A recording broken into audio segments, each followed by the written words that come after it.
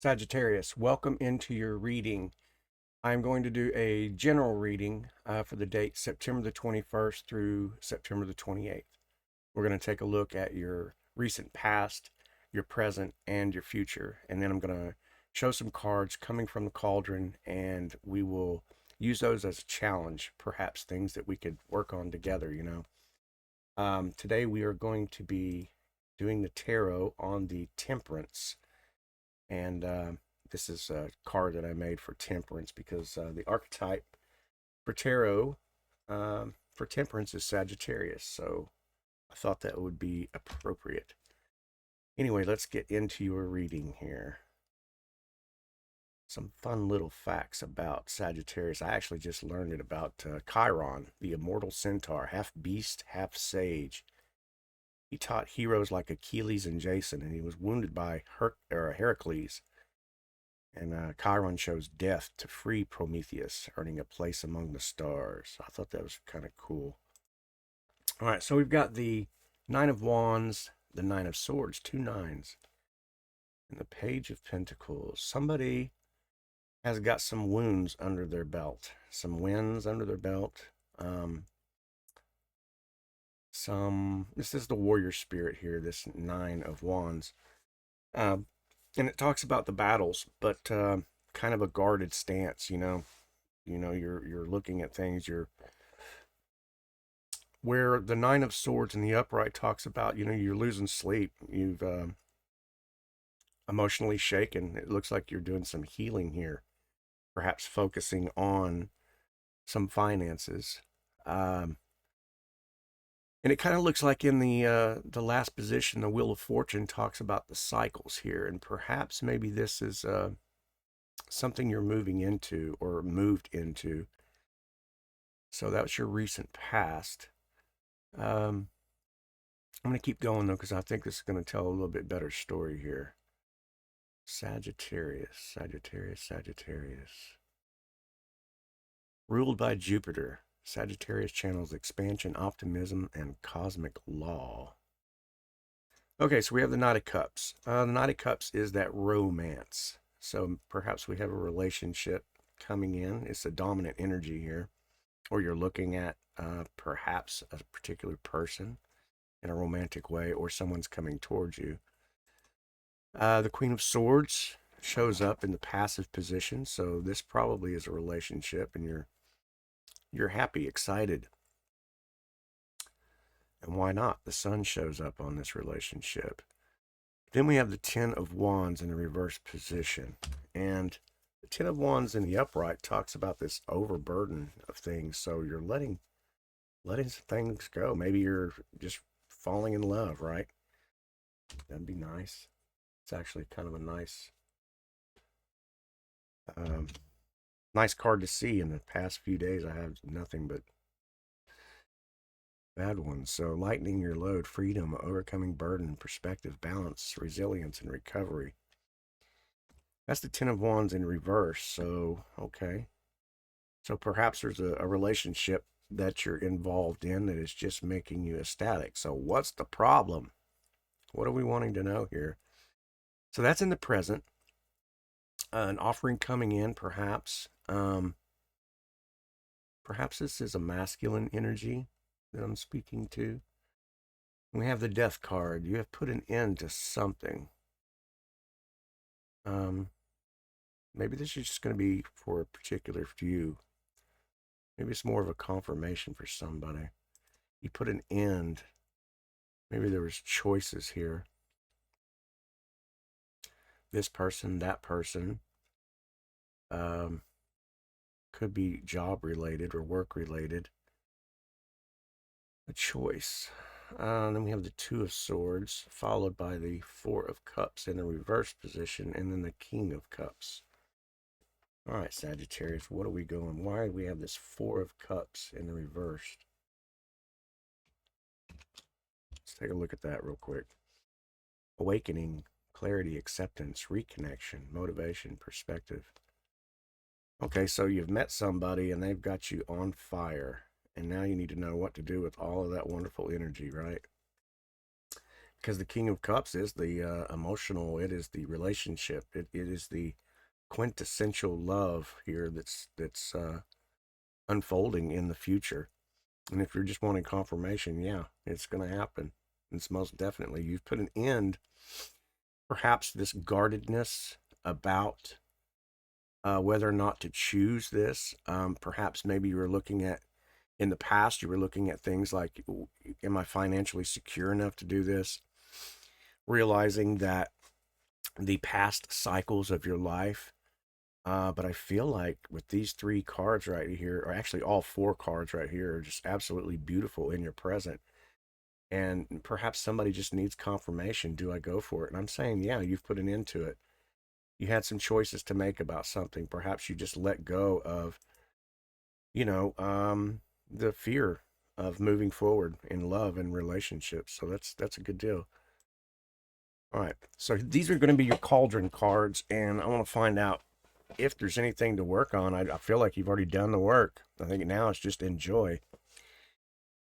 So we have the Nine of Pentacles in reverse, Seven of Swords, and the Nine of Pentacles in the upright is this groundedness, and she is the poster child for groundedness, the Earth sign, um, stability. So I think there may be a little bit of fear about instability in your finance, is what I'm getting at.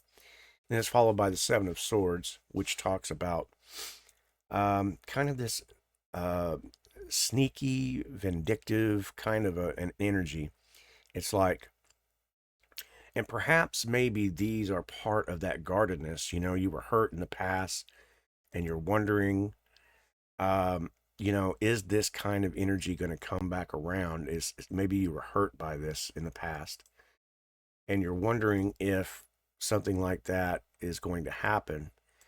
And this Tower card, speaks about the tearing down of those foundations. And I feel like with the first turn in the past, you're seeing that, because right now everything's going really great. You fear that, you know, maybe you're a little bit of trust issues going on. So there's some things to work on would be trust and I feel like if the person that you're going to be with or want to be with, um, you know, if you're looking to build a legacy together, then finances is something that you guys will, obviously have to discuss and figure out. But I feel like with this Tower card showing here that it's just reminding you of this past scenario. Then we have the King of Pentacles in the reverse position too. So perhaps both of you are looking at this in the same light, because we have the King of Pentacles here and then the Nine of Pentacles, up here at the top. So the King of Pentacles in the reverse position. Let's take a look at that real quick. Materialism, greed, control, stubbornness, financial mismanagement, exploitation, rigidity, power struggles, or an imbalance. So I'm not sure. I'll tell you what, I'm going to keep going because I'm not really getting why those two would be there. Everything's going good. You're happy. But perhaps you're just looking at your finances and going, maybe this person, is maybe a little materialistic, or I don't know. Let's get a little bit more here.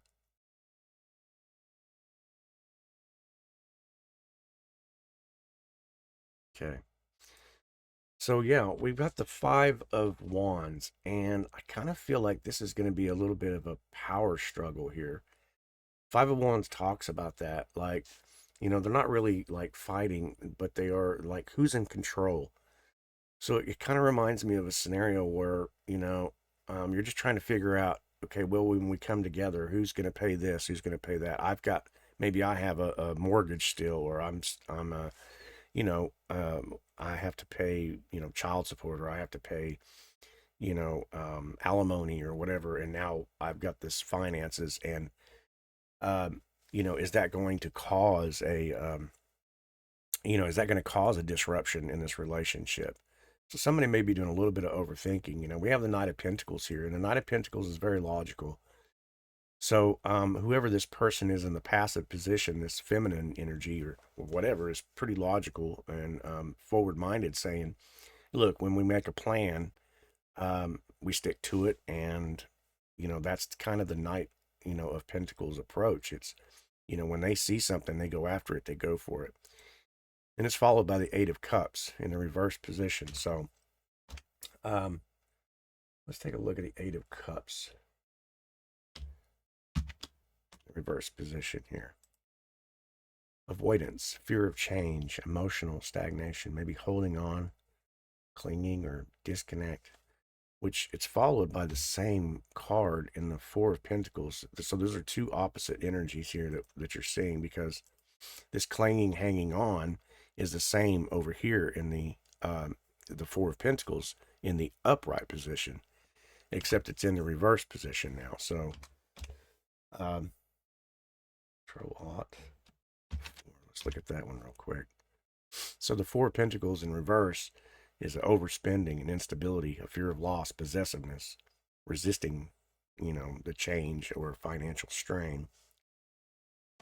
So maybe somebody is looking at this going, okay, we have too much debt, but I've got this beautiful thing going on here. What do I do? Because maybe one or the other is a little bit of an overspender, and you can't afford to divvy out your pay when you have other responsibilities. That's kind of what I'm seeing here. What do you do? Because you're kind of like, I really like this person. Yeah, you like them so much. There's a nostalgia, and that's like your forefront here. Yep. Yeah, then we see the Nine of Cups. The Nine of Cups talks about, I've got all of these rewards, all of these things that I've built, and so I really, I'm really kind of concerned whether or not I do this, because that these are only temporary. That he's not sitting on a throne; he's kind of sitting on just a bench here, saying that's kind of uh, a temporary scenario, and things can change. So everything is subject to change. So I think that. Wow. Okay. Mm-hmm. Let's get a couple more cards here. Maybe we can clarify a little bit more. Yeah, the Three of Wands. You're just kind of looking out at this situation here, um, kind of in a stalemate, not wondering or wondering what to do here. Yep, followed by the Seven of Cups. So lots of choices to make. And then in the dominant position over here, we have the Ace of Cups. Okay, so here's why in the future, this is why this Death card, the Two of Swords, and now this Ace of Cups is showing up. These are the three cards that we need to focus on. Okay, do you put an ending? There's a choice you have to make. Do you put an ending to this, because you're kind of seeing the signs that while I really, really care about this person, there's this offering, there's lots of great communication, it's happiness all together. It seems like we get along, there's not really this great weight, but you are starting to see the signs of this kind of a overspending. There is a kind of like, you want to take charge of the situation, but you're kind of limited because, um, you care about this person. Hmm. Yeah, what to do, what to do, what to do, what to do. I guess if you weighed out and went, if I talk to this person and kind of bring it to their attention that this is how I feel, does that cause a problem? And I gotta say that if it is all about financial,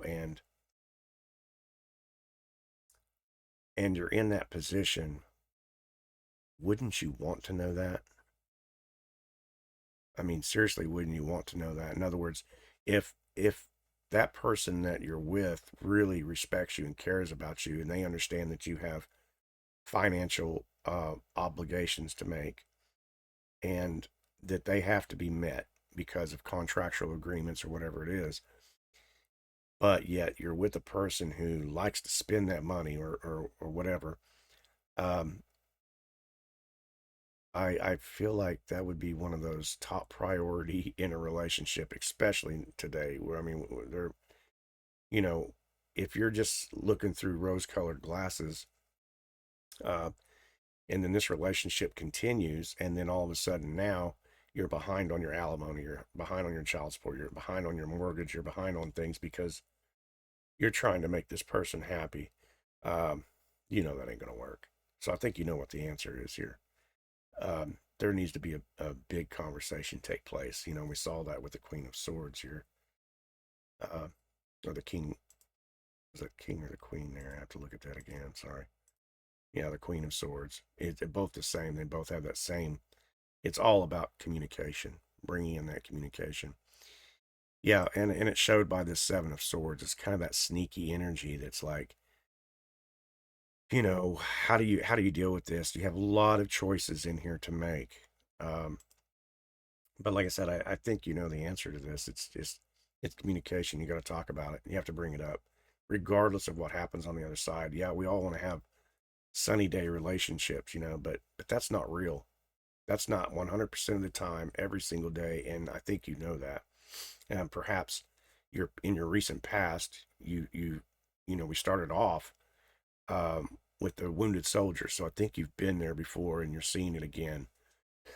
And perhaps you feel like, I don't want to be alone. I don't want to. I don't know what the reasoning behind it is, but there is no person in this world that you should have to sacrifice responsibilities that you've got in order to make another person happy, because that's not being authentic and 100% for yourself anyway. So Sagittarius, you got some work to do. You got to communicate. I mean, that's just all there is to it. That's what you've got to do, and I think you know that. And I think maybe this is confirmation for you. Do I have this conversation? I'm here to say, yeah, you got to have it, because you have to invest in yourself, also. And what happens if you continue to put yourself forward for somebody else all the time, and then they take off their mask, down the road, and realize, hey, I don't even like this. You've done all of that for naught, so to speak. But I understand now also that love can be very butterflies and you know everything else that's good. So, but it's important that you hold your boundaries on certain things, and that other person either comes along with you or does not. And sometimes we have to face those things. So Sagittarius, I wish I had a 1, 2, 3 for you, but I believe this is one deal you're going to have to do, and I got your back. I love you. And anyway, I hope this helps somebody. So anyway, I guess we'll see you on the next one.